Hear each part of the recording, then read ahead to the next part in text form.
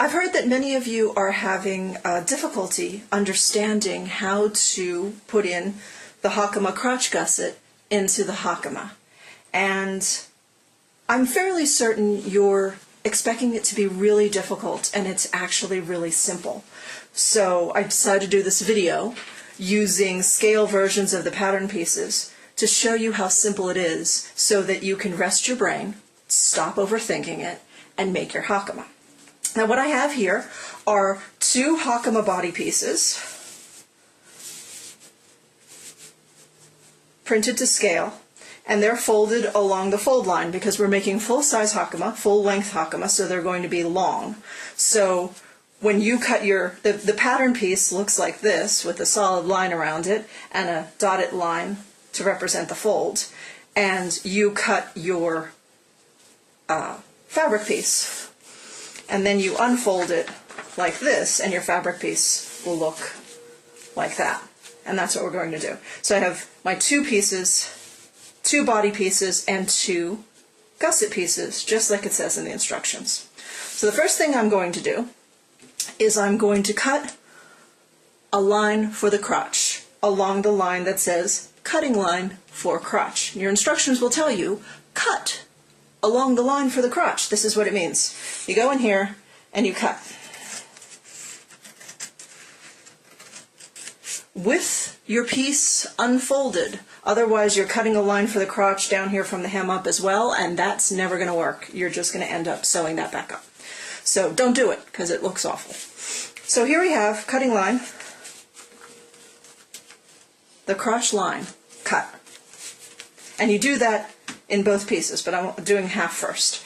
Then the instructions tell you to take your gusset and fold it in half along the line from point B to point B.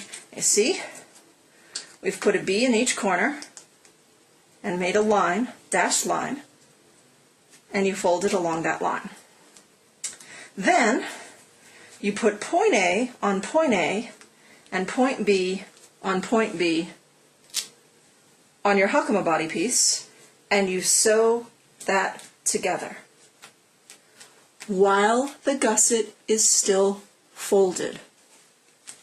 Now you flip it around and you sew it to the other side, which is also point A and point B. I mean, if you look at it, there's your line, there's point A, there's point B. If you wanted to put another point A and another point B there, that would help you. So then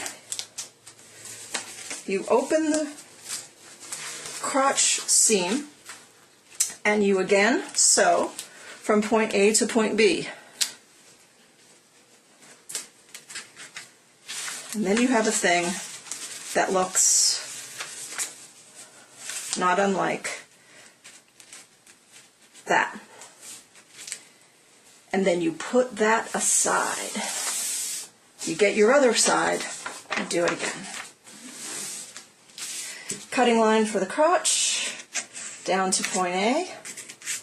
I should mention at this point, if you're making Hakama, which Hakama are only this long because they're knee length, they're drawers, you wear them under your Hakama. If you're doing Hakama, this isn't a fold line, that's a cut line, and you only cut to B.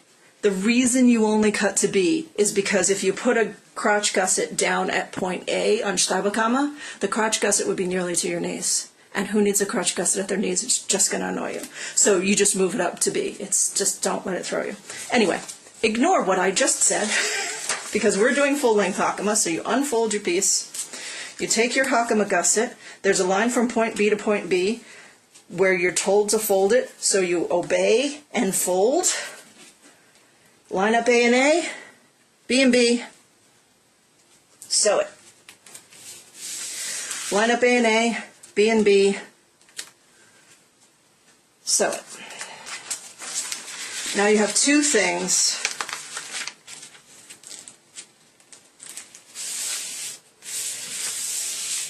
that are your two Hakama pieces with the crotch gusset sewn in. Now you must lay one over the other. And because the crotch gusset is slightly offset, if you make two legs out of a fabric that's different from the inside to the outside, you're going to have to flip one. Because, you see, I'm laying them right side to wrong side, which you never do.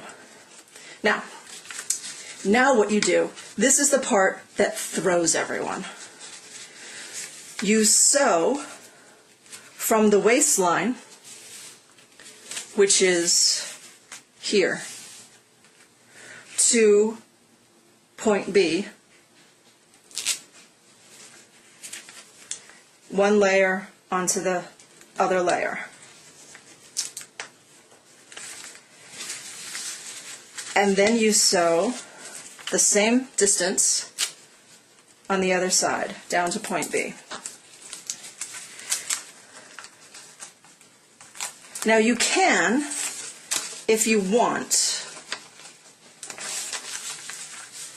tape is not like sewing. If you want, you can also sew that line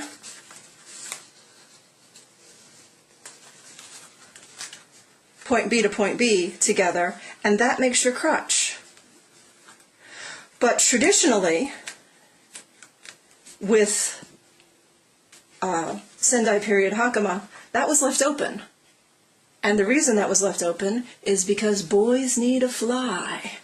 So if you're going to pull down your pants every time you use the bathroom and let your Hakama puddle on the dirty ground, you can sew that up. But that's really your fly. So your fly is under your undercarriage, as we say. So you should leave that open. But if you want to sew it up, you can sew it up. It's not going to harm anything. It just means you're going to figure out a different way to use the bathroom. So that is where your legs go. One leg goes on each side. And you bend this around.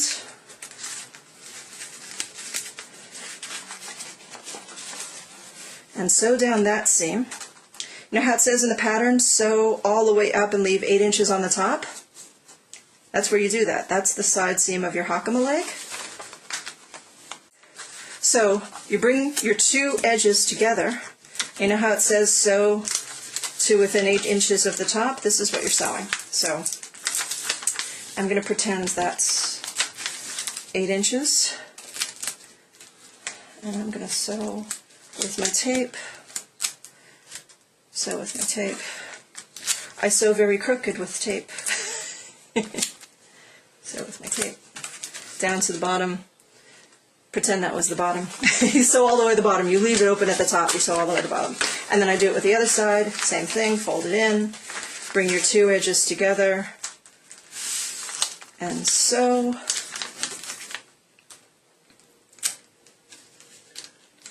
From all the way at the bottom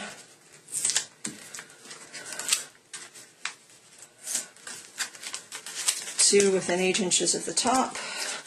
And then you have your Hakama. And I know they don't look like much Hakama, but you see there's a crotch, and they look like trousers. Don't they look like trousers? They are trousers. And there's your little bit where you have your fly, your special place. I'm not doing it. Take too long. So you see where your fly is going to be? And this is sewn together up there, and sewn together up there. One is the front and one is the back. And then how you put them, how you pleat them onto the waistband depends entirely upon if you have 3-panel Hakama or 4-panel Hakama or 6-panel Hakama or whatever you have, how many pleats you put in them. There's no weird pleating scheme in Sengoku Hakama like there is in modern Hakama. The pleats don't have significance according to some Zen thing. They don't. They don't. You just pleat them onto a waistband.